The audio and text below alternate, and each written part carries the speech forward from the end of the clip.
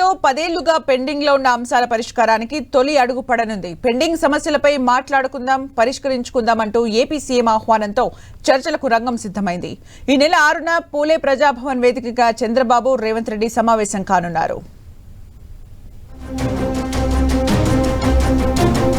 తెలంగాణ ఆవిర్భావం జరిగి 10 ఏళ్లు పూర్తయింది. రాష్ట్ర పునర్విభజన చట్టంలో పేర్కొన్న అంశాలు, హామీలు మాత్రం ఇంకా పూర్తి కాలేదు. వీటిలో కేంద్రం తెలంగాణకు ఇచ్చిన హామీలతో పాటు ఏపీ, తెలంగాణ మధ్య ఉమ్మడి సమస్యలు ఉన్నాయి. 10 ఏళ్లు దాటినా ఇంకా పరిష్కారం కాని పెండింగ్ సమస్యలపై ఇప్పుడు ఏపీ, తెలంగాణ మధ్య తొలి అడుగు పడింది.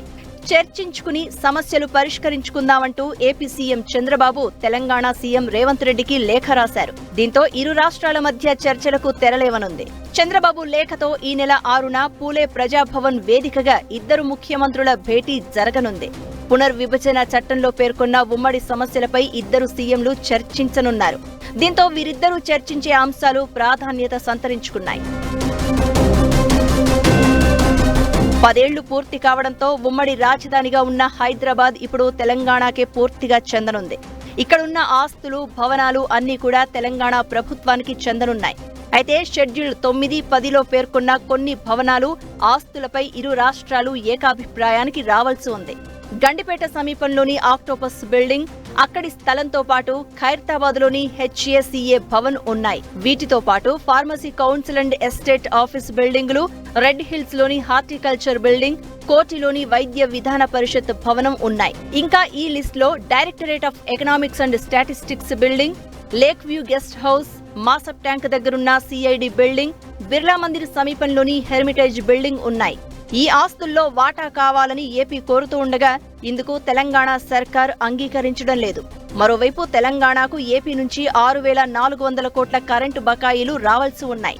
వీటిపై కూడా ఇరు రాష్ట్రాల సీఎంల భేటీలో చర్చ జరిగే అవకాశం ఉంది.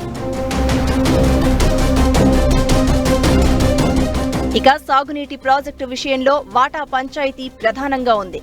ఏపీ నిర్మించిన రాయలసీమ ఎత్తిపోతల ప్రాజెక్టు అక్రమంగా నిర్మించారని తెలంగాణ, పాలమూరు, రంగారెడ్డి ప్రాజెక్టుకు కేంద్ర అనుమతులు లేవని ఏపీ సర్కార్ వాదిస్తుంది.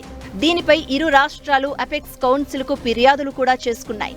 దీంతో కృష్ణాలో నీటి వాటాల పంచాయతీ తేలాల్సి ఉంది.